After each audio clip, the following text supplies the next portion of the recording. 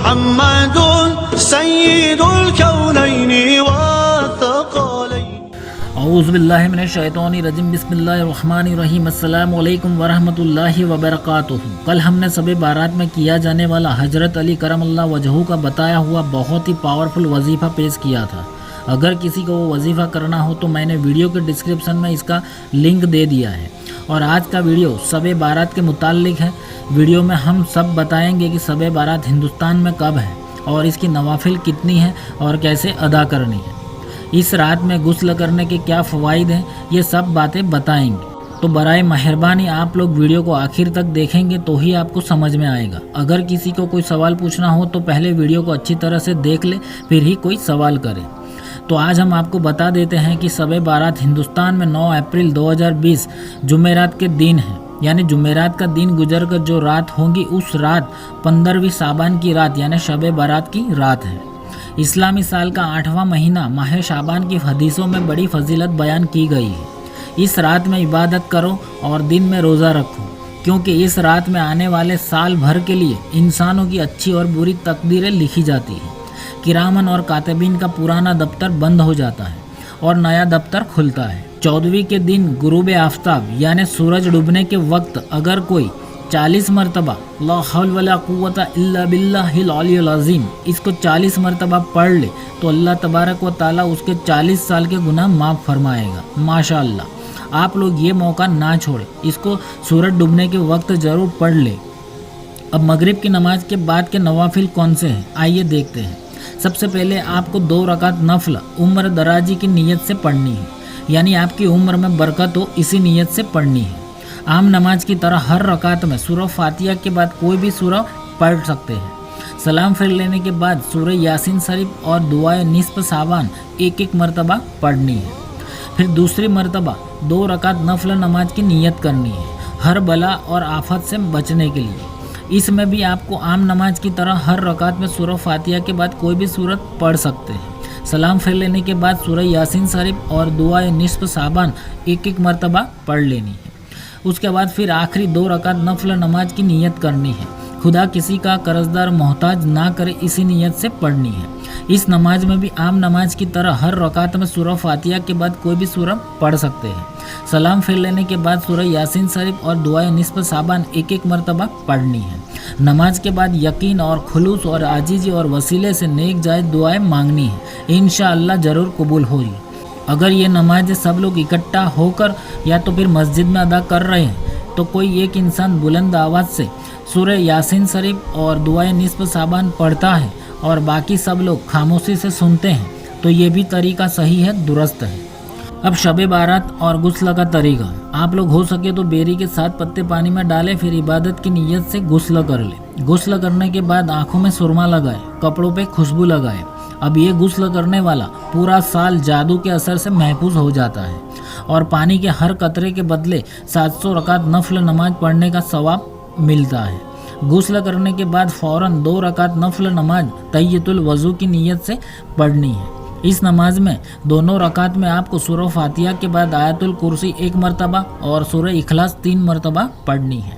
اب اس رات میں ہو سکے تو آپ قبروں کی زیارت کریں، قبرستان جا کر مرحوموں کا ایصال ثواب کریں۔ اس رات میں جتنا ہو سکے تلاوت کریں، نفل نمازیں پڑھیں، درود و سلام پڑھیں، یاسین شریف کی تلاوت کریں۔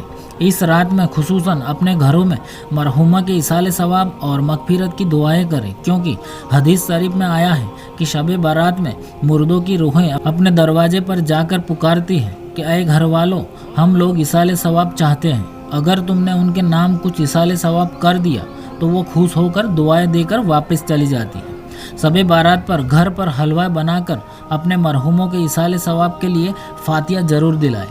اب میں آپ کو اس رات کا ایک بہت ہی کامیاب بیش قیمتی حاجت کا وظیفہ بتاتا ہوں۔ آپ لوگ اس رات میں قرآن پاک کے 25ویں پارے کی سورہ دخان کو 7 مرتبہ پڑھیں اور سورہ بقرہ کا آخری رکوع 21 مرتبہ پڑھ کر جو بھی دعائیں مانگیں گے انشاءاللہ قبول ہوگی۔ یہ بہت ہی قیمتی نایاب عمل ہے، اس کو بھی ضرور کر لیں۔ اب اس رات میں یہ دعا زیادہ سے زیادہ پڑھیں۔ بسم اللہ الرحمن الرحیم، اللہم انکا عفو کریم تحب العفو فاعف عنی۔ اس کو جتنا ہو سکے زیادہ سے زیادہ پڑھیں۔ اب اس رات میں پڑھی جانے والی نوافل نمازیں کون کون سی ہیں اور کیسے ادا کرنی ہے وہ میں آپ کو بتا دیتا ہوں۔ آپ کو سب سے پہلے غسل کرنے کے بعد 2 رکعت نفل تحیۃ الوضو ادا کرنی ہے، جو میں آگے آپ کو بتا چکا ہوں۔ اب اس کے بعد 8 رکعت نفل نماز۔ اس نماز میں سورہ فاتحہ کے بعد آپ کو آیت الکرسی 1 مرتبہ اور سورہ اخلاص 3 مرتبہ پڑھنی ہے۔ اب اس 8 رکعت نماز کو آپ 2 کر کے یا پھر 4 کر کے بھی ادا کر سکتے ہیں۔ اب اس کے بعد 2 رکعت نفل نماز۔ اس نماز میں آپ کو سورہ فاتحہ کے بعد 1 مرتبہ آیت الکرسی اور 15 مرتبہ سورہ اخلاص پڑھنی ہے۔ اب اس کے بعد 2 رکعت نفل نماز۔ اس نماز میں آپ کو سورہ فاتحہ کے بعد 100 مرتبہ سورہ اخلاص پڑھنی ہے۔ پھر اس کے بعد 4 رکعت نفل نماز۔ اس نماز میں آپ کو سورہ فاتحہ کے بعد 50 مرتبہ سورہ اخلاص پڑھنی ہے۔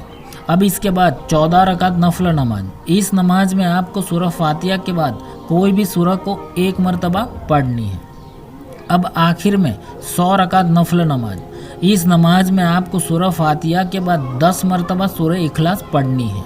اب اس نماز کی فضیلت کے بارے میں حضرت خواجہ حسن بصری رضی اللہ تعالیٰ عنہ فرماتے ہیں کہ اللہ تعالیٰ یہ نماز پڑھنے والے پر 70 مرتبہ مخصوص توجہ فرماتا ہے اور ہر بار 70 حاجتیں پوری فرما دیتا ہے۔ ماشاءاللہ۔ میں اللہ سے دعا کرتا ہوں کہ اللہ تعالیٰ آپ سب لوگوں کو یہ نمازیں ادا کرنے کی توفیق عطا کرے، آمین۔ اب اس نوافل ادا کرنے کے بعد سورہ فاتحہ 3 مرتبہ، سورہ اخلاص 3 مرتبہ، آیت الکرسی 3 مرتبہ اور باقی تینوں کل 3 مرتبہ پڑھے۔ پھر لقد جاءکم رسول من انفسکم سے لے کر آخر تک پڑھے۔ اس کے بعد فاتحہ پڑھ کر خلوص و یقین اور عاجزی اور وسیلے کے ساتھ آپ کی جو بھی نیک جائز دعائیں ہوں اس کے لیے دعائیں مانگ لیں۔ اب دعائیں نصف شعبان آپ کو کسی بھی پنج سورہ کی کتاب میں مل جائے گی، آپ وہاں سے دیکھ کر پڑھ سکتے ہیں، جو آپ کو مغرب کی نماز کے بعد 6 رکعت نفل نماز کے بعد پڑھنی ہے، اور اس دعائیں نصف شعبان کو اس رات میں زیادہ سے زیادہ پڑھیں۔ اب آپ کو میں نے جو بھی بتایا اس کا حوالہ 12 مہینوں کی فضیلت کتاب سے لیا گیا ہے، جس میں اللہ تعالیٰ کے ولیوں کے حوالے سے عبادتیں اور نمازوں کے طریقے بتائے گئے ہیں۔ تو میرے عزیز دوستو، اس ویڈیو میں نے آپ کو سب نوافل کے بارے میں اور شب بارات کی تمام عبادت کے بارے میں بتا دیا۔ آپ لوگ دل سے اس ویڈیو کو لائک کر کے اپنے گھر والوں کو اور اپنے تمام چاہنے والوں کو فیس بک واٹس ایپ پر اس ویڈیو کو شیئر ضرور کر دیں۔ دعاؤں کی گزارش کے ساتھ میں اجازت چاہتا ہوں۔